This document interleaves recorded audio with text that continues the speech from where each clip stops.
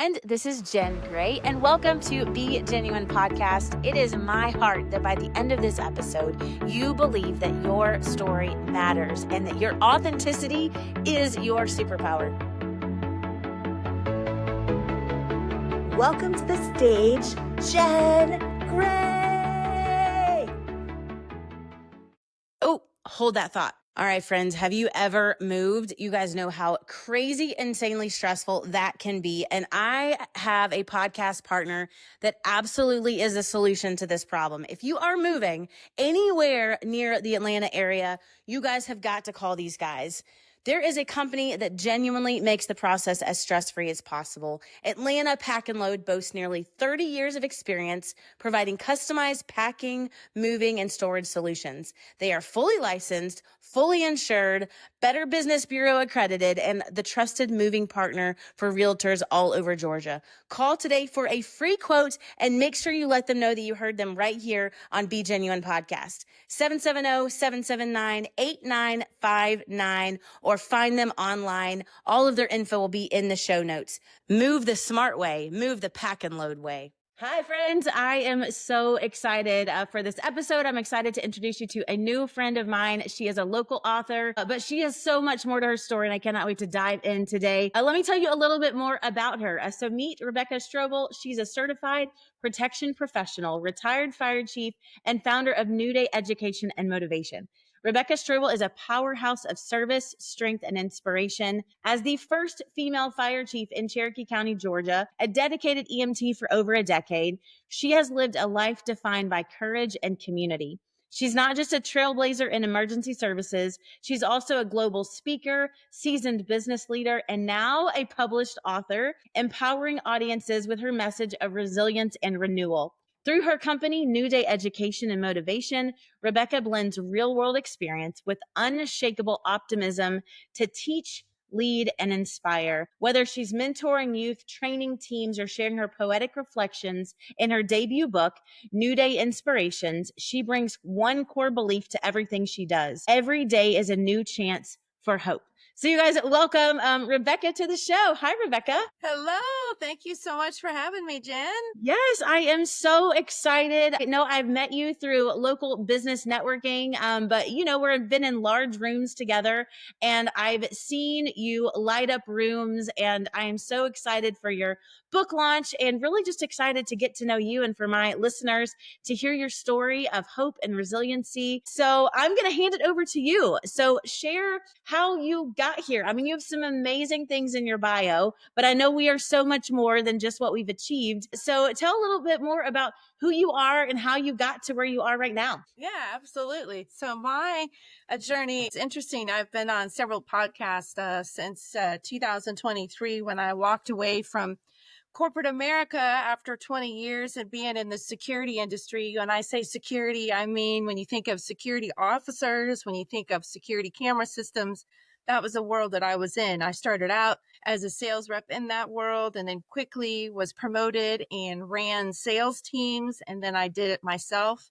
But since I've walked away from that in 2023 to focus on my own company 100% and been on podcasts to get my story out there, I've told the host that my story isn't one traditional. Like I was on Logan Lewis's Your Morning Drive podcast. And so it was really funny because he said, okay, so you graduated high school, you went to college, 4 years and you're stepping in your career. And I said, no, that wasn't my story. So for me, we have to go way back to the 5-year-old version of myself. And that 5-year-old version of myself is I was going to be a missionary on the far side of the world and be in India or who knows where, but basically helping people be like a medical missionary, helping people in their emergencies, and then also just sharing the love of God in their lives. So all throughout my school age, I had this amazing lady that was my ultimate mentor. I called her my Granny Holbrook. She was not my biological grandmother, but at the time when I was till I was born until about 7, My dad was a pastor and she was a member of our church. But by the time she came into my life, she was in her 80s and she was in a wheelchair. And her story was her and her husband had been medical missionaries in Africa. And her husband died in Africa due to illness early on in their missionary career. And they had a little boy. So she raised her boy in Africa by herself up until the point that he graduated high school. And then he wanted to go to college and get into business, so that's when she came back to the United States so he could have that opportunity. He did very, very well. And when I knew her, she was living in her son's pool house on his large property. And she wasn't able to go to church. So every Sunday we would go over to her house and we would sing with her and she'd have tea. And I can just remember as a 5-year-old little girl that she would be telling me all these stories about what she did. And you got to figure I was born in 75, just go throw it out there. So when I was 5 and when she was telling her stories, when she was over in Africa, that was way back in the day. So she was very much a trailblazer. And for a single mom to stay in a foreign country and still do that work because she was passionate about the people, she was passionate about what she did, it really made a huge impact on me as a little girl. It's amazing. And I can remember her when we would have tea and crumpets and she'd reel around the kitchen in her wheelchair and we would talk. I can remember her grabbing my little cheeks and basically telling me that God had big plans for me and that I always needed to remember to help people and to make a difference. And no matter how hard it gets, to go on that path. So I'm like, okay, well, that sounds really fun. That's what I want to do. So that was the path I went on, graduated high school. I planned to go to Oral Roberts University because at the time, from my research, they were one of the leading schools that had that type of program. Not only did they do a lot of medical mission trips around the world, but they also had several programs there where they did stuff in Tulsa. So they worked with like the City of Health in Tulsa and they would do a lot of clinics and all around the city, just helping single moms and other people and the homeless. So I learning from Granny Holbrook, she always told me, when you do something, do it with excellence and always seek out people to help you do it well. So I'm like, well, it sounds like they got it going on. They're the best. So that was the goal. And then I had to wait for finances because it wasn't there and sort of fight internal things within the family because the idea of the oldest going away to out of state to start this new life wasn't approved in the slightest. Right. So I stayed local, went to a community college, worked on my core things. And then I was involved in a car accident on the way to my grandma's, not my real grandma's funeral, and a sustained inner ear concussion to the point that doctors told me I wouldn't recover. And that's in my book.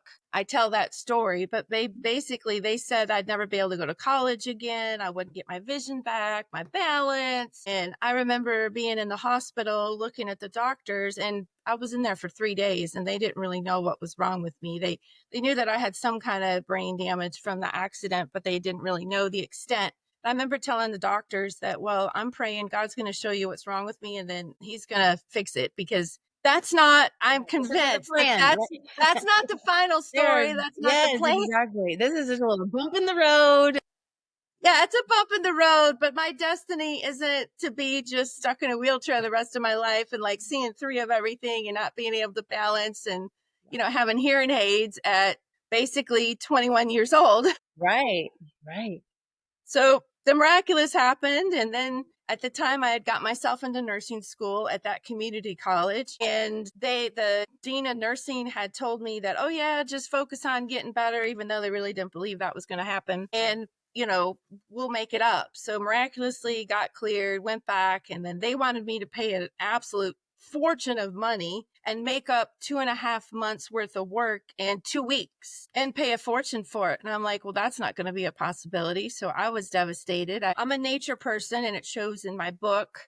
In fact, the picture on the front of the book cover is a picture I took on a morning walk here in my community.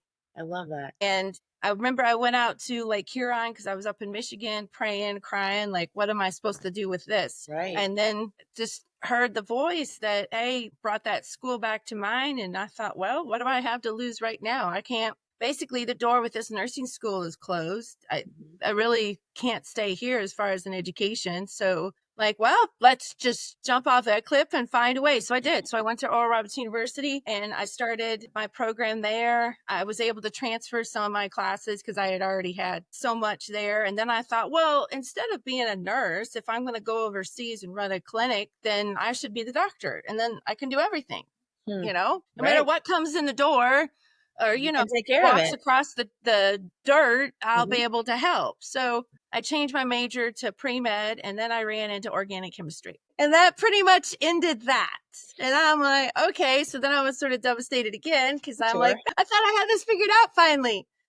So then I had this dear professor who was our missions dean, head of the missions department, and not only medical missions, but evangelistic missions. And he said, well, why are you basically beating your head so hard to go down the nursing path or that path? Why don't you just be a straight up missionary? And I'm like, well, there's basically no money in that. And he goes, how do you know that? And he taught me something very valuable that's served me well in life. And he said, if you're doing what you were designed for to do, what you're passionate about, and how you can best use the talents that you've been given, everything else will come in line. It may not come at the moment that you want, and it may look a little scary for a while, but it will come. Because you're on a higher purpose and that's what you need to go for. And it was like a light went off in my head. I'm like, yeah, why not? Like, why can't I do that? So then I changed my major to missions. So I had about a year left of my program. I got to go to several different countries during the time there to work with different places. And then I ended up, I only have one sister. She's 3 years younger than me. She was getting married in Michigan. She begged me to come back and be her maid of honor. And miraculous things happened so that I could have the finances to go back. And then it turns out that when I was up in Michigan, I ended up meeting my husband, and he was a chiropractor. And that's a whole nother really cool story that's in my book about how that all happened. Absolutely divinely arranged. And so here I was, I had a year left of school. And we had talked about getting married. And then my really good friend that I had made up in Michigan, she's like, well, you can't plan a wedding from Oklahoma. You need to move to Michigan. So I'm like, what am I going to do about school? So I contacted the university and they said that they had a program that, you could do long distance. And then I thought to myself, well, if I'm going to move back to Michigan, maybe I should just go back on the nursing path. I hadn't quite 100% buried that plan. Yeah. Still in your heart. And I thought, well, maybe it was a timing issue. I really enjoyed missions, but maybe since I'm not going to be in Oklahoma anymore, maybe I missed it somewhere and I should go back to that path. So since I'm going to be living in the same town where that community college was that I was pursuing nursing, what the hey? So believe it or not, I came back to move back to Michigan, stayed with my friend, and me and my husband got married, went back to that same school, but back to that same nursing program. That same dean was there. And they let me in the nursing program again. Nice. Full circle. So I did that and I did really well the first semester, got straight A's, moved on to the second semester. And then I realized that my philosophy on medicine, I love emergency medicine, that when there's crisis, but as far as long-term medicine, I just believe that there's other answers. And again, I felt like I was back in that position of just heading butts between what I felt in my heart was what I was supposed to be doing, even though at the time I wasn't still 100% sure exactly what that plan was. Right. Especially now being married and living in Michigan. And I'm like, all right, I don't get it. I thought, I'm not overseas somewhere in India or some jungle. I'm like, okay. But I had that conflict that I'm like, this isn't where I'm supposed to be. I'm getting straight A's and by the surface, everything looks great. So I left that program, and I remember the dean, she was so mad at me and she basically threatened me. And she said, if you leave now, you're never going to work again. You're basically just a failure because this is your third time being in this program and basically you're just quitting. You're always going to be a quitter. You're a failure. What's your problem? And I remember leaving there devastated, went to the lake, spent some quiet time. And I thought, okay, well, I choose not to believe those statements. Good for you, because it's so true. And I like just even already in your story to see what your sweet 80-year-old grandmother told you is just to know that if you are called to something huge, just to keep focused on serving other people, but for you to trust your own gut to say, man, this isn't aligned. Like, I know I'm supposed to help people, but I don't think this is right. And even when it looks right to everybody else around you, nobody can decide between you and God what you know the direction. And I'm sure you learned a lot along the ways, right? You even learned to trust your gut that this may be a great path. It's just not my path. It's just not what I'm supposed to do. And so to be able to trust yourself, like I had to pause and just like interject that. That's so huge because it took me decades to learn that.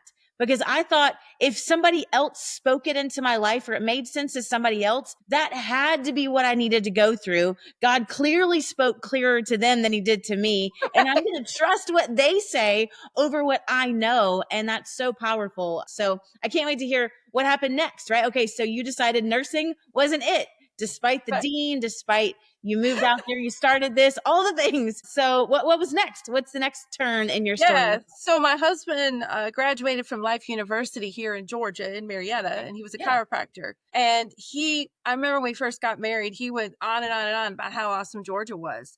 And literally, we got married in September 2000, and that December, he took me down to Georgia, and we got to see the campus. And I remember it was sunny. It was 55 degrees. It was beautiful. There's all these blooming flowers throughout Atlanta. You know how all the commercial buildings, and it's really nicely landscaped. And I remember we were at Kennesaw Mountain, and his brother called us because it was going to be like negative 10 or 15 degrees that night. And he wanted to know if he should come over to the house and turn on all the faucets so our pipes don't freeze. And I remember I didn't put it in my book, but my husband took a picture of me putting stuff in the trunk of the car we rented. Mm-hmm. And I remember I told him, could we just like call a moving company right now? Like, not go back to negative 10 degrees. Yeah. Right. Like have your brother, I had the whole plan, like have your brother open the house, have him go in there, throw all of our stuff in a box and bring it down. Like, I don't want to go back. Like, I love Georgia. You convinced me. Sold. Funny. But it took us 3 years to figure that out. So when all this happened with the whole nursing program, I'm like, why are we waiting? Like, clearly. All right. So like, you know, we met a lot of people around those 3 years, but once again, that internal voice was like, time to go. And so I told him, I said, why are we still here? You know, you love Georgia. I love Georgia. You've already sold me 3 years ago. Let's go. So I started making calls and I found a staffing company. And the deal was, is I would come down in December 2002, get things arranged, find us a place to stay. We found an extended stay hotel because at the time he was the co-general manager of a hotel up in Michigan while he was working as an independent contractor at a chiropractic clinic. And then he would join me once everything got settled. So that's what we did. I basically grabbed the car. I grabbed 2 suitcases, threw all my clothes in there, and then left him to pack everything up. And then, so I came in December and then he came in February. And you know, it's funny about what you're saying about sticking to your gut, because even coming down here on the way here that December, I blew a tire on my car in Kentucky. And I'll never forget it because I'm like, okay, seriously. Right. Like, here I am all by myself. Right. And I remember I was on the side of the highway, like, okay, what's next? And this really awesome police officer came, and it was a lady police officer, which I thought was so cool, at 2:00 in the morning. And she took me to the closest town. She told me where the nearest auto repair shop was that she recommended, and got everything set up, you know, stayed in the parking lot while I checked in just to make sure that nothing happened to me. And then she sent the deputy that was on duty the next day to escort me to the auto place. So, you know, and it's interesting. So I was able to get down there and get things going. So we moved down here, and then it took a while. My husband's like, all right, it's going to take a while before I could get a practice or figure out what we're going to do. So I started working at a staffing company, and they just basically did whatever I needed. So I ended up through that varies of assignments is they sent me to Georgia Marble, which is in Tate, Georgia, which isn't too far from, North Atlanta. And I was hired to be the executive assistant to the sales director. Okay. And at the time, that part of Georgia Marble made mausoleums and tombstones. And they actually made all the tombstones. So every veteran in the United States of America that passes away, they get a marble tombstone. That marble tombstone comes out of the ground here in North Georgia. I did not know that. Yes. Yeah. And that marble is absolutely incredible. It was discovered in the late hundreds, and there's basically enough marble in that ground that they estimate that they could be taking marble out every single day, and it would still be there. It would still be there like 300 years from now. It's just absolutely incredible. So anyway, and the plan was he was really happy with what I was doing, and they were going to hire me as a full-time person. So I thought, okay, well, here we go, different path. Yeah. And then in the middle of that, one of his salespeople passed away, and then another one quit. So he was down salespeople. So his thing is he would go to all their clients, and their clients were funeral homes and cemeteries, and basically get pre-orders because they would pre-buy mausoleums, they would pre-buy the tombstones, and then as people pass, they would just customize them. So one day he walks into my little cubicle, he puts all these marble samples down and brochures on my desk, and he said, I'm going on this sales trip. He told me his story of woe, that he was down these salespeople. I'm going to be here, here, and here. Here's all of our clients, and I need this many mausoleums and this many tombstones ordered by the time I get to these places. Figure it out. And here's their phone numbers. So literally, we know my background up to this point. Nursing. Right. I was a cardiac tech, a certified nurse's aide. So that whole thing. Right. Business and sales. Right. That's a so I'm looking at him like, okay. So I'm looking at him, and I thought to myself, all right, but always up for a challenge. And so I'm like, okay, so what I've always heard about Italian marble. So why don't people just go to Italy and get that marble? What's so great about our marble, you know? And he said, well, Georgia marble, the way the earth made it, it's very, very compressed, and it's much stronger. So it has more resilience than Italian marble. And literally 400 years from now, it's going to look the same as when the stuff that's coming out of the ground today. And I'm like, no way. Right. You're just saying that because you need so many mausoleums and tombstones, or else your job is out the door. Right. Yeah. And so he said, well, I have a test for you. And I said, okay, I'm on. If I'm going to sell something, even though I'm not too sure how to do that, I'll figure it out. I got to know that I'm selling something legit. So he told me to get a wet washcloth, go into Tate, find Mr. Tate's tombstone. And the man had been buried. He died in the early 1900s. Okay. And he said, take that wet washcloth, find his tombstone, wipe off the marble, and it'll look the same consistency, same brilliance, everything as what's coming out of the ground today. And I'm like, no way. So sure enough, I took my lunch break and I went over to the cemetery. I could only imagine what people must have thought driving by the main highway. Who's this lady wiping down this tombstone? Right. So I did. And sure enough, he was right. And it was a nice sunny day. So that marble and I'm like, okay, it's on, like game on. I can do this. So that's what I did. I went back to my cubicle and started smiling, dialing. And it was funny. He went on his trip, and then he called me in the middle of it. And he said, you got to slow down. I'm like, what do you mean? He said, I'm getting complaints from the factory. Like, they can't keep up with these orders. We have too many orders now. And it was in that moment, in this tiny little cubicle at a marble tombstone company of all things, that I thought, well, here's a talent I didn't know that I had. I'm a salesperson.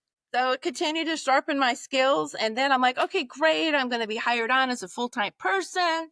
This is only like maybe 40 minutes from my house. It's a really scenic drive. So once again, I started, sort of in my head, like making a little nest, like, okay, this must be where I'm supposed to be. And then, right. Yeah. Well, he's out on his trip, another trip in Arizona. They pull us all out of the office, everybody out of the marble pit, and they proceed to tell us that we've been bought by a company in Europe, and they're shutting down that part of Georgia Marble. They were going to keep the calcium carbonate part, but that was shut down, and that none of us would know when our last day was. Wow. They didn't want us to leave because they needed to keep things going until the new company took over, but one day they said, you'll just get a tap on the shoulder. So I called my boss, and I'm like, hey, did you know? And he said he had no idea. He hadn't been told. And he goes, I'm not too sure how I'm actually going to get home because I guess I'm going to have to do it on my dime. I'm not too sure if my last day is going to be while I'm out here or they're going to let me get home. And I said, well, what am I supposed to do? Wow. So then now that's ripped out from under you. But even literally in that, I think what's crazy cool to hear is, again, there's like this woven thread through your story is your heart is for people. And when you can get passionate about knowing that it was the best of the best marble, like that you're like, this product is legit, this is going to be a great source for families, then your passion was already inside of you and you just then put it in that direction. And so whether it's people and it's helping them in a hospital or it's helping a marble company, for anyone even listening and they are at a job that they never imagined. It's kind of like me when I ended up in insurance. I'm like, what on earth? Like, how did I get here? Right. But it's the passion for people. And sometimes the path looks different, but the heart in which we bring to it is the beauty. And that's why I say your authenticity is your superpower, because your heart for people can be used in so many different places. And it's not like there's this one magic job that's out there for you. It's you bringing your magic and you bringing your God designed purpose to whatever job you have and for whatever season that look like, right? And if you're going to get ripped away and you're going to, then it's you knowing that you're going to bring your special sauce to the job. And that's what makes you you. And you can find your purpose. And it doesn't necessarily matter the job title. It's about the people that you're working with, the type of product that you're working with. So anyways, I love that. I know what's about to come, that it's about to be ripped out from under you again. But even in that, just to learn that what you bring is what's so powerful. So I love that. Okay. So what happened next? Absolutely. So what happened next is my boss told me, well, you better find something else. So I looked in the want ads, dating myself here, classified ads, and I saw this security company that was looking for inside sales reps. And I thought to myself, security I guard. can do sales. I don't know anything about this security industry, but like 2-3 months ago, I didn't know anything about Tombstone. So what the heck? Right. So I applied, and I remember in the ad, it said that a bachelor's degree was required. Okay. And at the time, I had contacted Oral Roberts University. At that point, they had a school of lifelong education that they actually created so that missionaries and their families, when they would be overseas, they could continue their education and still get like their bachelor's and master's degrees remotely. So I had contacted the university and they had worked it out. They looked at all my credits from the 2 community colleges and the 2 associate's degrees that I had, and then all these nursing classes and missions and pre-med and all kinds of stuff. And they were able to finally find a program to stick it into that I could get my bachelor's degree of science, and it would be in a church administration, even though I told them I have no desire to run a church or to be a pastor. But they're like, well, this is where we can park everything so you can get a bachelor's degree. I'm like, okay. There we go. So at that point, I had taken all the classes and I just had one more class left. And that was, I was supposed to do an internship in a church for like 3 months, and you would have to do like 40 hours a week. I'm like, well, that's going to be a problem because I have to work to support my family and I can't do this for free. So I'm like, it's going to have to wait. So anyway, I'm looking at this ad and it said bachelor's degree required. And I thought to myself, you know what? I got to find something really quick. And this sounds interesting. And you know what? I'm just going to apply anyway. And I'll tell my story. And maybe the person interviewing me will have some compassion. So let's go for it. So I did. I applied. I got the interview. And so we're talking. And it was so funny. The person that interviewed me, who would be my future boss, he said, you don't have any sales experience outside of the last. And he goes, and I said, well, that's not true. I've been selling tombstones the last 3 months. He's like, yeah, but your title is you've been an executive assistant. I said, well, let me tell you what happened. And then he said, you don't have a bachelor's degree. I said, I'm 1 class away. And I explained that. And he goes, well, you don't exactly meet the profile of what we're looking for. And I said, okay, well, let me prove it to you. I can sell. Yeah. And he said, okay. I said, give me something to sell. I got this. Right now. So he gave me a really ugly tie, because at the time there was a dress code and the men had to wear ties Monday through Thursday. And if they forgot their tie, that was the ugly tie they had to wear for the day. Okay. Yeah. So he gave me a tie and I sold him the tie. And then he's like, okay, well, that was just luck.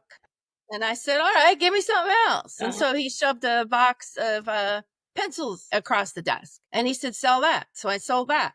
And again, up to this point, I never read one book on business, didn't have a business degree, never read any sales book, never watched any video, attended a conference. It just all came from within. And so he's like, you know what? I'm going to take a chance on you. And another reason why I'm hiring you is I see you went to Oral Roberts University. And my passion ultimately is to leave corporate America. And I want to be a pastor. And you could probably have some good connections. I said, absolutely. I got that, right? I fit it. Yeah, I love it.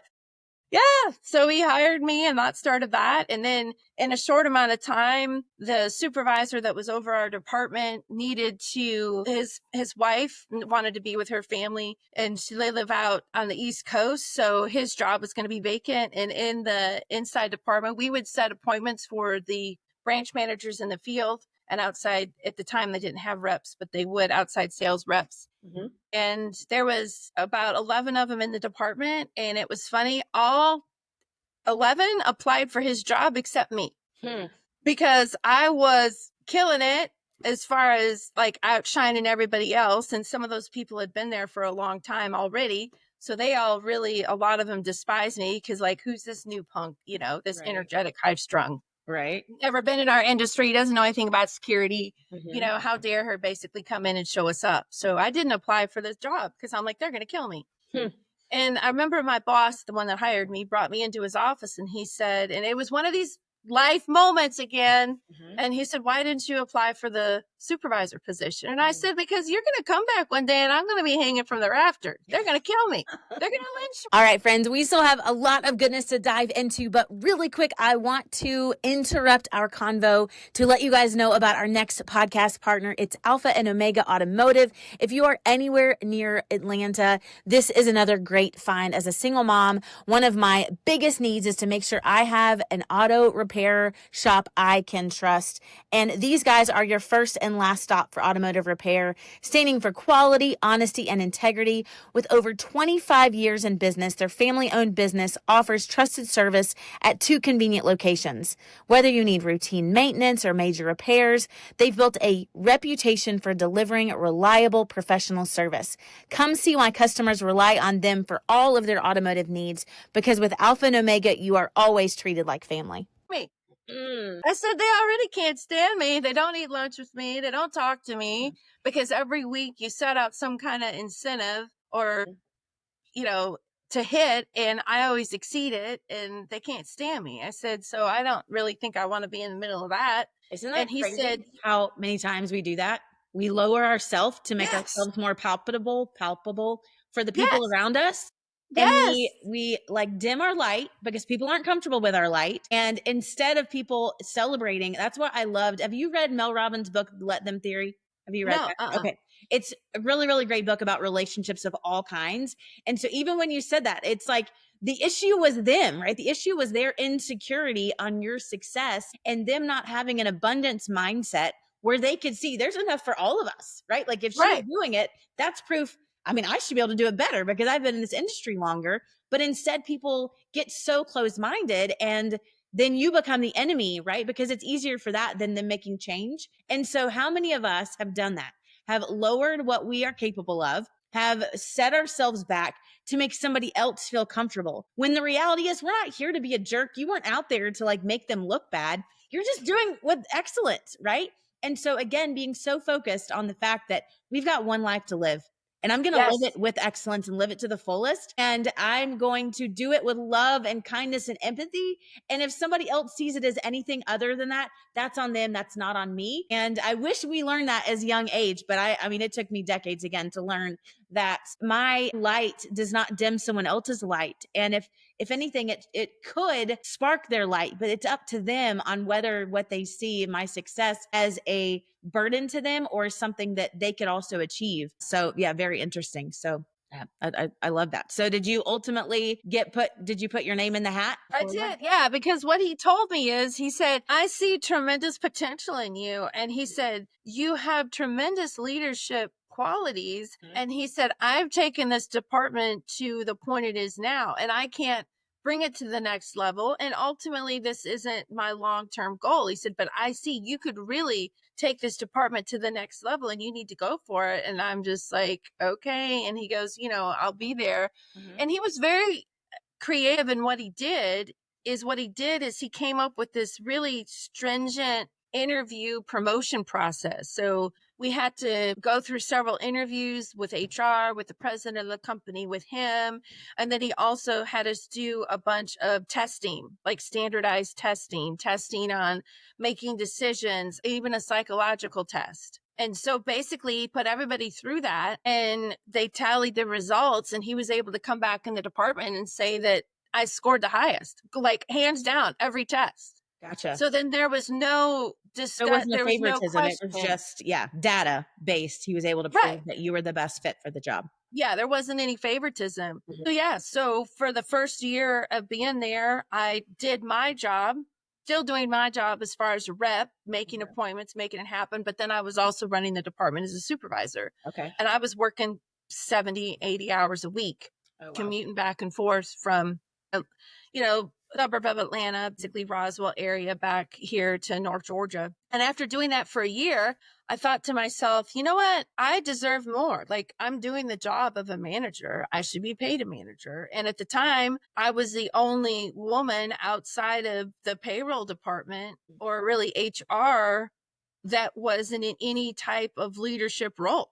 I mean, all the president, all the business unit presidents that ran each division of the company, they were all men, and it was a very male dominated industry and company. And I thought, you know what? If I'm not an advocate for myself, it's not going to happen. So I did research and figured out in people that were in a similar position as me, and like with the duties that I had, like what they made and what their title was. So I actually came up with a formal proposal, and I had asked my boss at the time to, help me. But again, there was no playbook, right? No class, anything. Right. I just, did a lot of praying, and I'm like, all right, I put it together. So I marched myself I didn't even let my boss do it. I marched myself into the CEO's office one day, and I'm like, here's my presentation. This is how much money my department has brought into your pocket, sir, in the last year. And this is how much people that are in my position get paid. And imagine if I could put 100% of my efforts into managing this department to take it to the next level, and I'm not doing both jobs, how much more revenue I could put in your pocket. And I gave him estimates as far as projections, how much I could bring him. And he bet, and he promoted me to manager. And he gave me an increase. And it was so funny, back to what you just said about you have to stay true to yourself. You have to be that light that you've been put on this earth to be. Is when I did that, so many of the other women in the company that were supervisors, there was a couple of them that didn't speak to me for almost a year. They got really angry at me. Because basically they're like, who does she think she is? Oh my gosh. How Instead of thinking if she can go and bet on herself and present this now builds a path, then now I can, right? And again, it goes back to that mentality. Instead of seeing someone as a threat to you, I'm saying, man, like you literally trailblazed the women leadership in that company. And for them to even just come in behind you and say, man, if she can do it, you could be an inspiration to them. Right? Or you can be a threat. And that what is so powerful is we cannot control how someone else perceives our actions. But all we can do is know that I am sure down the road, you were an inspiration. Like somebody else felt, oh, if Rebecca can do this, I can stand up for myself. And even if someone listening to this right now says, oh my goodness, like they could be in the same spot and feel like, man, I'm bringing so much to this organization, and I need to present myself. I need to go and fight for myself and bet on myself. That it would give somebody else permission today to do that exact thing, to go in and say, you know what, I am worthy of this, whether it's jumping out of your position in corporate and jumping into your own business, or is, fighting for yourself for a higher position or higher worth or higher pay. But again, knowing that you are an inspiration for anyone that's listening to say, hey, I know my worth. I know my value. It is not arrogance or pride to come in and to say, can you match my paycheck to the value that I'm bringing to this organization? I wish I did that a decade ago because I was in the same spot, right? I was leading a massive team and it wasn't translated into what I was receiving as pay. And so go you for fighting for that. And okay, so you did that. You fought for that. You're now manager. You've elevated into a job you shouldn't have gotten, right? You didn't have the actual credentials. I love all of those quotes. And so then you're in securities, but in your bio, like I know, like your fire chief is in your future and author is in your future. Okay. So let's fast forward. So you're in this level. How does all of that play out? Like, how do you get to that world? Yeah. So how I got to the whole fire world is while I was working that job, running that sales team, at one point I got them up to 25 that I was responsible for, is that person that initially hired me. He went on and he went to theological and seminary school and became a pastor, which I thought was pretty darn cool That is because so cool. Full circle. he's just like, yeah, you've taken this way better. I think, basically my baby's in good hands. Now I'm going to go follow my dreams. So they put me underneath the director of HR, who was this just really nice guy. He was retired from the Army. Okay. And you could tell that this position was sort of his last hurrah before he retired in the civilian world. Mm-hmm. So anyway, it was very interesting. We were living in the Lake Arrowhead community. And I remember one day we ran into some volunteer firefighters at a local restaurant. And they were telling us how in the Lake Arrowhead community at the time, there's like over 60 miles of roads and that there was 2 fire stations, but only one was staffed by Cherokee County Fire and Emergency Services. And that response time was a problem. So like they all lived on the end of the property that was close to the fire station that was staffed 24 hours. Mm-hmm. And then my husband and I, we live on the opposite end of the community that's by the fire station where just equipment was parked, all the volunteer equipment. Okay. And it can be, right now, if I were to call 911, I'm looking at probably about 12 minutes for them to get here and about 6 minutes for the ambulance to come, if the ambulance is coming from the closest town, if they're not having to pull from another area. Mm-hmm. And so my husband and I started thinking, and we're like, well, heck, if somebody's having a heart attack, that's a long time, even 6 minutes. Or maybe if they really step on it, right. And then maybe they get in 4 minutes because grandma's not, going 20 miles on our curvy roads, or they don't have to stop for all the deer crossing the road. That's too long. Yeah. So I remember, and they're like, you should join the department. And so this was back in 2007. Okay. And I started with U.S. Security Associates in 2003. So I was I was a manager. I was well into that career, running that big team, working tons of hours, commuting to Atlanta to do it every day. But we looked at each other, my husband and I, and we thought, you know what? He's like, I'm a chiropractor. He looked, and I thought to myself, well, I have a whole lot of medical experience back there. Right. Yeah, you do. Yeah. So we thought, well, we don't know anything about the fire service, but you know what? Once again, that's a problem. And we have experience in our toolbox and resources that we could be a help. So what the hey? So we joined the fire department. And then, we could see as the years went by going there that things were moving, and eventually the county fire department was going to be taking over all the volunteer fire departments, and that was going to be the end goal. And the people that had invited us, they weren't dealing well with that change at all. And I thought to myself, and my husband did at the time too, but I think more so me, I thought, well, obviously this is a short window. This isn't going to be a forever window that we're going to continue to operate as a volunteer department, but we have an opportunity to either I look at these guys that have been here forever that are really bitter about it and it's eating them alive and they're really getting angry about it. Or we can use this as an opportunity to position the community in the best possible place. So when that transition happens, people are more educated to be able to take care of themselves, and they have better resources that the county fire department can use to help them. So in that process, the county fire department offered this great deal that if you would give up your nights and weekends, they would send you to EMT school for free, and they would send you to fire school for free. So I thought to myself, I don't know what the future holds, but based on my life up to this point, when an opportunity presents itself to learn a new skill or gain some kind of certification, I better jump on it. I got it. Yes. You got all the certifications, all the training, all the things. That is so funny. Okay. So you jump in there. So I jump in there. So while I was running the sales department, and this retired colonel from the security company, he totally got my back. So I would use my vacation time. I'd use my sick time.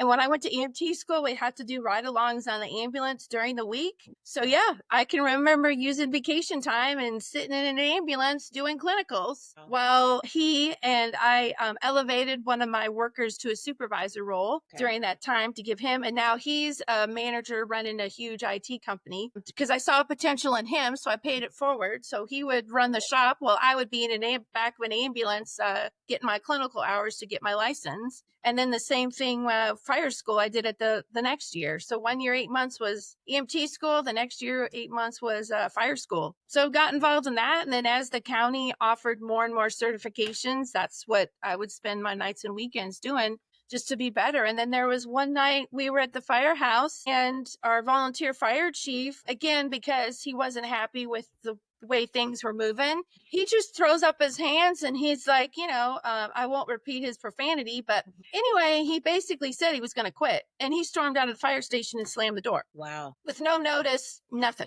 And I remember standing in that bay, and at this point, I'm the only woman there outside of the other firefighters' wives.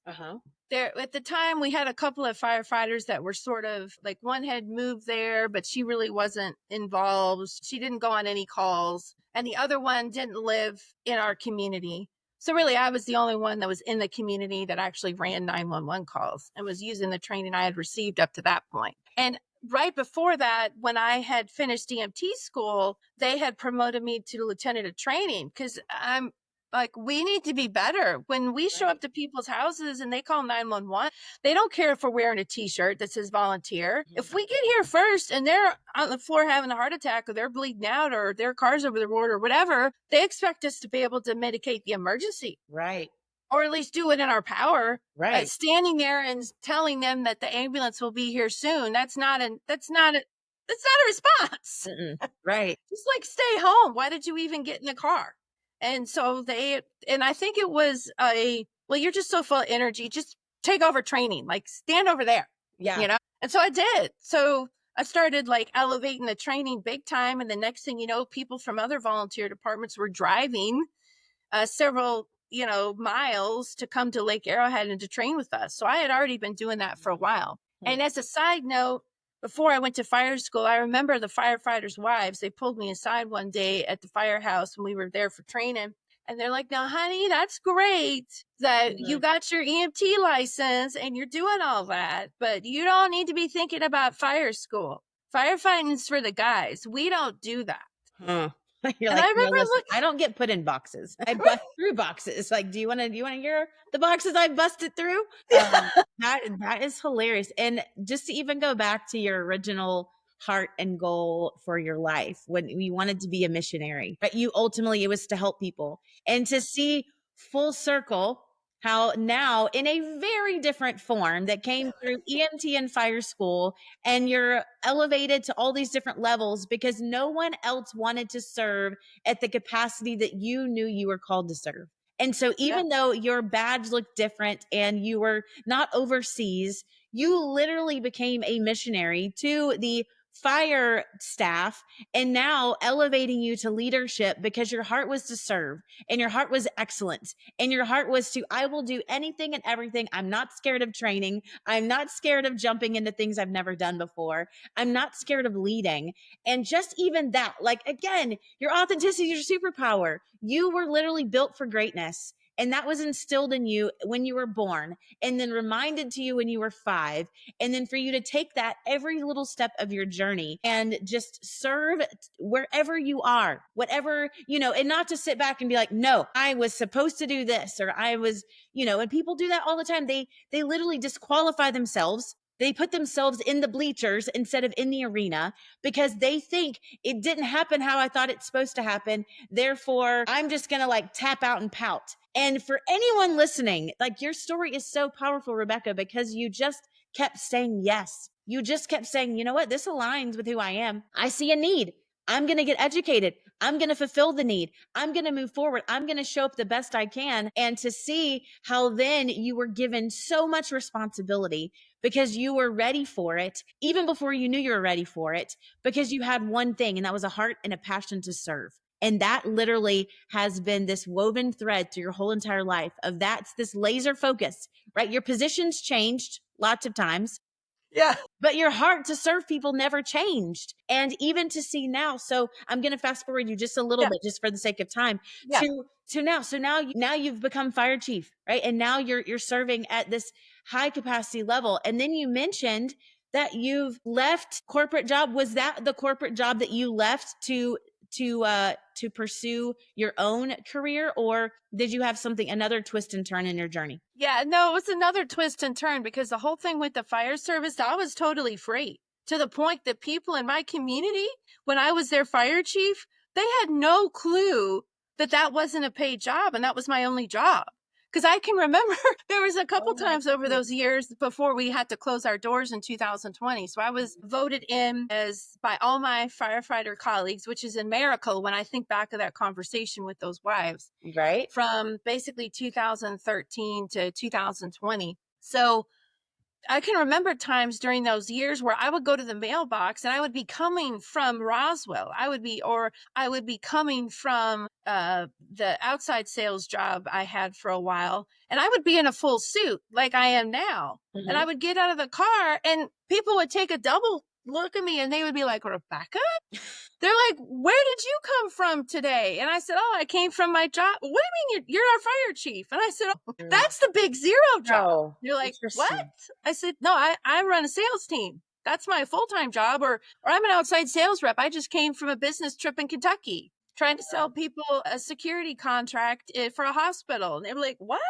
You know, because I really didn't sleep a lot. So I was doing both things all those years. And then in 2020, when the fire department, we had to close our doors, I spent all those years educating myself the best as I could to be the best fire chief ever. And then I'm like, well, that door closed. So I'm like, well, let me put all my focus into my security career. Let's see how I can be the best at that. And so I looked at the highest certification, board certification I could get in that world. And it was that certified protection professional through ASIS International. So something in 8 months with me. When it comes to certifications and license, like everything takes 8 months. Repeating numbers. I have those in my life. 18 is a repeating number in my life. So so I spent 8 months studying whenever I could squeeze it in to take my board exam to get that certification. Passed it on the first time, was super thrilled. So anyway, so at that point, I had gotten myself up to a director level of a security company out of Alabama, and I was doing awesome. I mean, I outsold everybody, was making the most commission ever made in my life. And again, got to that point where there was that internal struggle because people really weren't appreciating what I was doing at all. They just totally took me for granted. And I thought, there has to be more to this. I mean, I enjoyed my job. And again, like you said, I felt good that we were putting qualified officers and protecting places of business and ultimately keeping people safe. But I had set myself an internal goal that like, I wanted to get to the level of vice president in that industry. I'm like, why not? You know, we're doing this long enough. So I reached out to a friend of mine that had a security company, and hers was more like temporary, like event staffing. And I pitched the idea. She had actually wanted to hire me the year before, but she couldn't touch my salary. So I had reached out to her about this whole vice president idea. And if she was in a place with her company, she could hire me. So she ended up making me an offer to be a vice president of operations, which I thought, well, okay, I'm good at operations. I was a fire chief, you know, and I stepped into that role, left the job that I had made the most money ever in my career.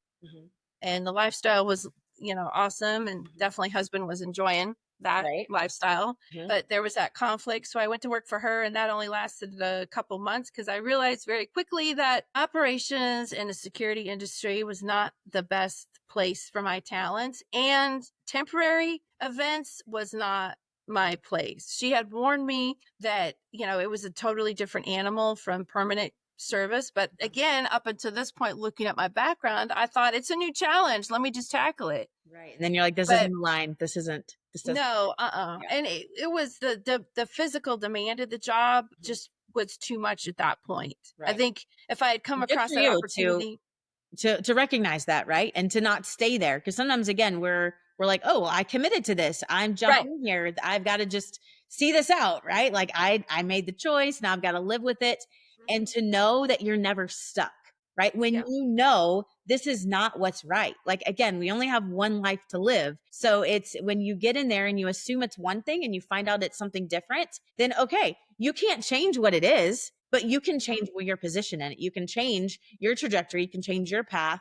And so again, for someone else, who's listening, who's in a Yes. position where they feel like this isn't a good fit, but I made a commitment. And you even said this was your friend that was involved. And sometimes when it's relationships involved, Yeah. it keeps us there longer, right? Because then our Yeah. life becomes about everybody else and we put our voice last. And so for you to be so confident in what you bring to the table, to know this is not a good fit. This is not the sacrifice that you made financially. And then even to get in there, it was probably like, you're like, this does not make sense. And so for you to have that and to leave, I think that's powerful. And just even your voice in your own life, I want you to know, as a fellow woman in business, is so, so powerful for you to stand up for yourself, for you to share your light where your light is welcomed, to know when to leave it when it's not the best fit. And again, to have a heart of service woven into everything that you do, no matter the positions that you take, I think is super, super amazing. And then let's fast forward that into your current world, right? So you left all of that and your life took a huge change. And I can only imagine that your identity was probably found somewhat in your position and the levels of what you had and what you had achieved. And so then when you had to shift all of that, walk through that process. What was that like? And kind of what led you to where you are right now? Yeah.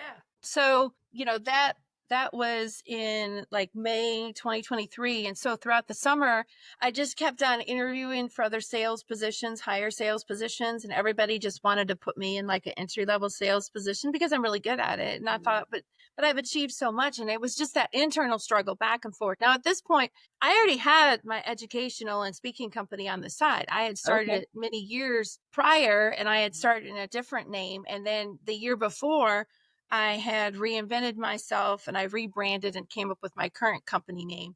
So I already had that sort of in the background. And I had 2 or 3 clients that I would just teach classes on the weekend, or I would take vacation time from the paid job and I teach like a Friday class for my roofing client. Okay. So I had that running, and all summer just struggle. It was getting really tough because there was no really income coming in. And I got to a point in August of 2023 where a good friend of mine, one of those business unit presidents that I had met way back in 2003, when I worked at that first security company, that man, Keith Oranger from Pro Advisors, he, over the last 20 plus years, he has checked on me every quarter like clockwork throughout my career.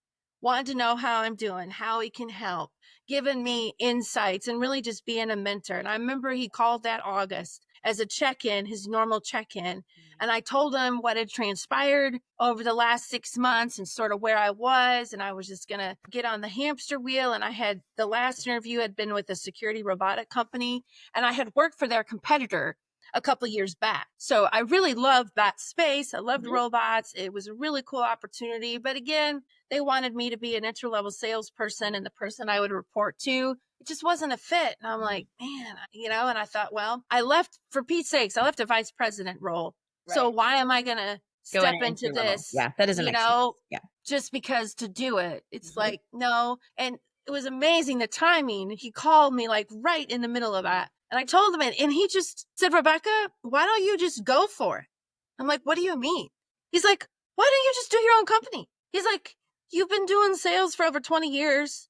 He said, you're extremely well respected in our industry because you've already achieved so much. Right. And he said, and I know that you're respected in the fire industry. He said, so go for it. And he goes, let me just tell you something. We in our industry, I can't speak for the fire industry, but our industry and security, we're going to have more respect for you for having the guts just to go for it and walk away from what you've achieved to follow your dreams. And he said, and we'll still have more respect for you, even if it doesn't work. He said, which I've known you for 20 plus years. I don't see that happening. Yeah. Not saying that you're not going to struggle and it's going to be really, really hard. Yep. You got to bet on yourself again, right? You have to just, until you can translate like your whole process and what you've done for 20 years in sales and translate it to you. He said, but even if you weren't successful, we're still going to have more respect for you, because he said, you have the guts to do it. And he said, let's also face reality that, you're getting up there and the window is closing to do something radical like this. Right. And he said, and if you don't jump through that window while it's open, you're going to find yourself 5, 10, whatever years from now, full of regrets. He said, I'll help you any way I can. So just go for it. And I thought, you know what? He's right. Yeah. Once again, no nest, no plan, no security, nothing. Wow. Just 100% pure faith and grit betting on myself. And I thought, you know what? I'm going to go for it. And so, and he connected me with his marketing person. So if you go to my website, newdayeducationandmotivation.com, or my book website, his marketing person out of New York created that. And that was a total thing of faith, because I'm not a New York City company budget. But she's worked with me amazing because of him. Yeah. Yeah. And so that's where I went. And I just, first thing I did, reach out to all my current clients. And I'm like, hey, now you can send me wherever, whenever, because I'm not restricted by just, having you on the side while I do the full-time job. Right. And started, putting myself out there. And so I did that. And things started coming along. And then last fall, I got another huge curveball thrown at me. And my husband's a private person, but I want to tell this just because I want the listeners to know and be encouraged that sometimes, even when you finally figure it out and really get that sweet spot, sometimes another curveball slaps you across the face that you didn't expect. And I share it to say, not to embarrass my husband or anything, but we're going through some major health crisis right now that I've now have to add a caregiver to my role of what I'm doing and balance all this. And it's been pretty intense since last fall. So I basically got about a year from when I walked away from corporate America to build this up. And I still have a lot to go. Mm-hmm. And then in the middle of that last year, I got the tap on the shoulder that I've been writing poetry for 30 years. It started 30 years ago to encourage myself, and it's turned into writing poetry to encourage other people along their way. And I thought, you know what? I've taken so many other leaps. Let's do it. Yeah. With really nothing, with very little fuel in the fuel tank to do it. Right. And it was used to make a difference. So again, doesn't make sense. But I thought, why not go for it? And that's who you are, right? No matter what lane, no matter what it looks like, from sales to nursing to missionary to fire chief to volunteer fire chief. That's insane that how much time and energy you spent just because you genuinely care about people. To, again, the love in sickness and in health, the love that you have for your husband and the way that you care for him, and just know that it's all going to work out, right? To just know I'm going to keep loving people the way you love people, keep serving people the way you serve people. And even that, in the middle of everything else you're going through, you know what? I'm going to use my gifts of poetry, and I'm going to use that to encourage people. And I'm going to, again, bet on myself again and say, there's only one reason that you write a book. And that's because you love the readers more than the pain and the process of writing the book. And so for you to care about people and say, you know what, this has been such an inspiration for my own life. I'm going to share this light with other people. I'm going to go through the process and write the book. And I absolutely love that. And you are such a gem of a person. And just to hear, again, your heart and your passion that's led you from one place to the other, but you stayed so true to you. And that's what I tell people, you've got to know your core values. And when you know who you are, then it does not matter what twists and turns you have in your path. You know, life happens for you, not to you. And you could be sitting in a corner right now, rocking back and forth saying, why me? But you're not. You are shining bright on this screen today, and the way you do every single day of your world, just to say, listen, like everything builds on each other. And when we have a heart for other people, trust that God's not done with us yet, right? Even when it looks so different, like God's not done with your story yet.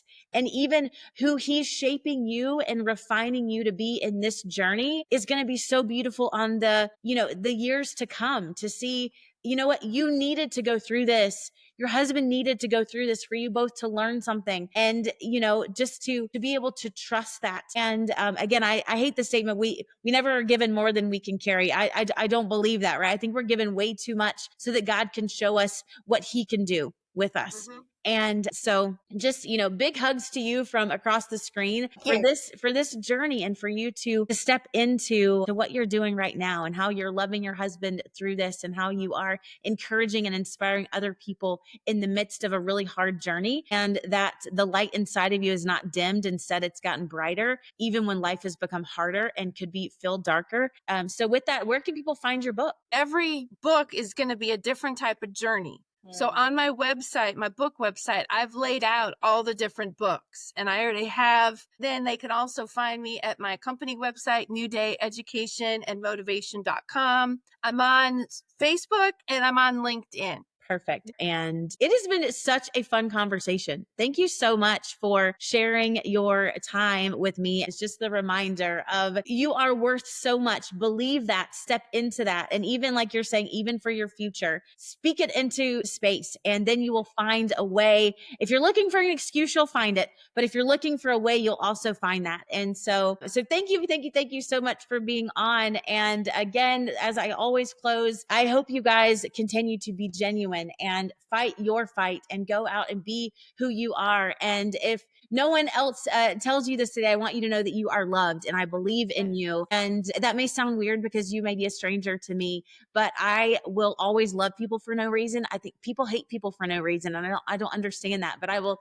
love you for no reason until we meet, and I find the millions of reasons there are to love you. So thank you so much, Rebecca. This has been such a fun conversation, and you guys have an amazing week, and keep being genuine.